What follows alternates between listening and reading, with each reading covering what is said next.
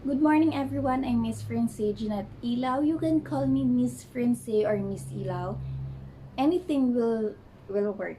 So, I am from Sorosoro, Calzada, Batangas City. I am 25 years old, fresh graduate here in University of Batangas in Bachelor of Science in Education, major in English, secondary level. Alright, so I am your new teacher in English 9 and we will be start discussing today, okay? So we will be discussing about India Hindu literature. And before we start, may I know what was your insights about the India when you hear India or Hindu? What comes up your mind? Okay, let me hear from you, miss.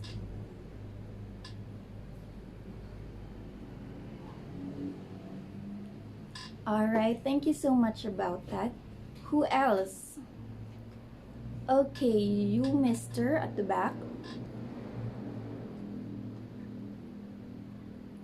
Alright, good point. Okay, so let us start. Okay, so what is India and Hindu literature? So, let us start with the background about India. All of your points or insights about India was correct. We have the Taj Mahal, a beautiful creations, beautiful poems, and beautiful poems, right? Sorry, beautiful poems about the India. Okay, so here in the PowerPoint it says that the India lies in South Asia between Pakistan and China. So we can found the India between the Pakistan and the China. That was in the world of the map and in any map of the world. And also Pakistan, China, and Nepal. That's where we can found the India. And to the north, it is bordered by the world's highest mountain chain.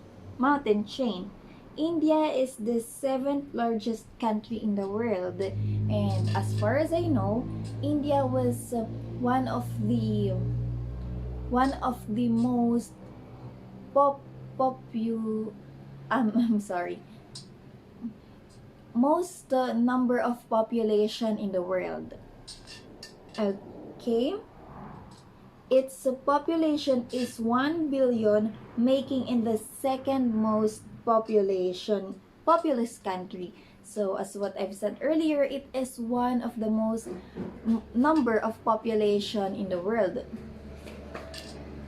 It is also the largest democracy in the world. The democracy that they are referring to is the government by the people. Okay, so mainly it is an agricultural country. It has a large iron and steel industry in products every type of manufactured goods. So we can see that the India was the most populous in the world, or most populous in the world, and it is the mainly agricultural country. So we all know that the India is the most populous mainly the agricultural country. All right, and since it is India Hindu literature, what really India literature is? So India literature, it is produced on the Indian subcontinent until 1947, and it is the Republic of India. Thereafter, the Republic of India has 22 officially recognized languages. So it means that India has so much languages that they are using in the different provinces. Like here in the Philippines, we have different cities, different languages. We have Ilocano, Cebuano, Tagalog, and many more. So like in India, they have so many languages that they are using, different cities, different provinces, and to be exact or to be specific, it is 22 officially languages in India. And the earliest works of Indian literature were orally transmitted. So, excuse me. In India they have notable works. They have known works, which is this Sanskrit epics, the Ramayana and the Mahabharata. Next, the mythological writings known as Puranas. Third, Gita Govinda, the Coward's Song by Jaydev. Fourth is the religious love poems written in Maithili. It is the Eastern Hindi of Bihar, and it is by the poet Vidyapati. And fifth is Shakuntala by Kalidasas, a heroic play and models for ages. Sixth is the Panchatantra and Hitopadesha. It is the collections of wit and wisdom in the Indian style, teaching proper conduct through animal fables and aphorism. So we can see the definitions of these six notable outputs or notable works in India, which the Sanskrit epics comprises together with the Itihasa. The mythological writings it is the class of literary texts all written in Sanskrit verse. And the Gita Govinda, it is the series of paintings from Rahastahan.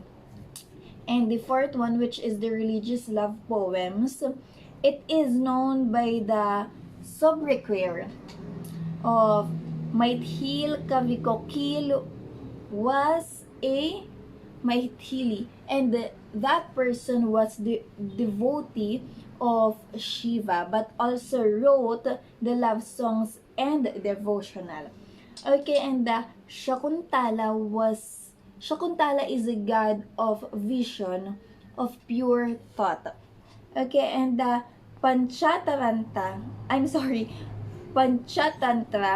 is an ancient Indian collection of interrelated animal fables. So it is a story of fables.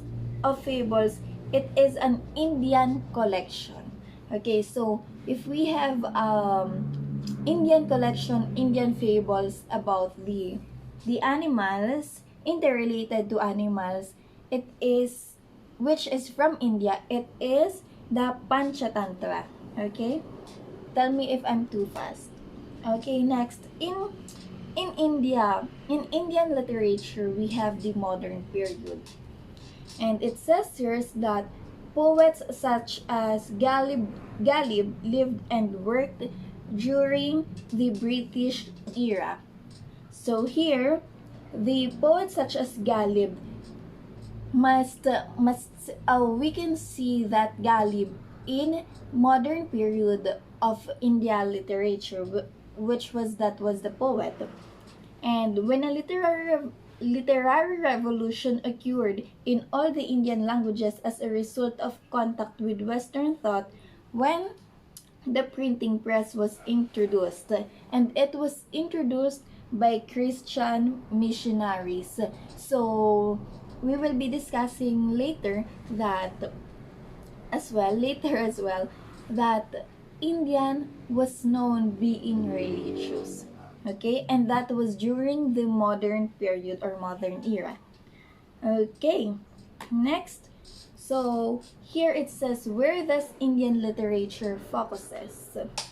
We can see here that it focuses on the construction of hoary pasts, the emphasize regional literary histories, glorious traditions, cross-regional clusters of historical and cultural meaning, and also the India literature attempt in that interpretations instead of merely celebrating authors and their works.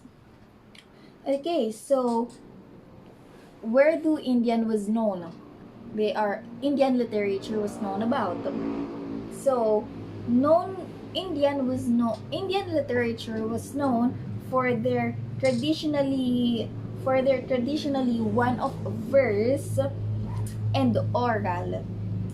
The ancient literary creations in India are the Vedas, the Ramayana, and the Mahabharata. So those three was Hindu epics, and the India was very much known about those three epics. And there are still several other scriptures like Vastu, Shastra in architecture and town planning. So it means that their scriptures like Vastu and Shastra, India was also known about that scriptures. Okay, and this six that I've mentioned, that those six that was India was known as well. Next, types of Indian literature. So the Indian literature was also have the types. It is the biography, poetry, drama, novels, short stories, and epics. So it is very much easy to remember. Okay, so we are finally done in discussing the Hindu Indian literature, and before we end the discussion, let me know or let me hear your takeaways. Okay, yes, you. Alright, thank you so much, and I hope that you learn a lot in our discussion being your new teacher. And thank you so much for your listening and for your preparation. Goodbye.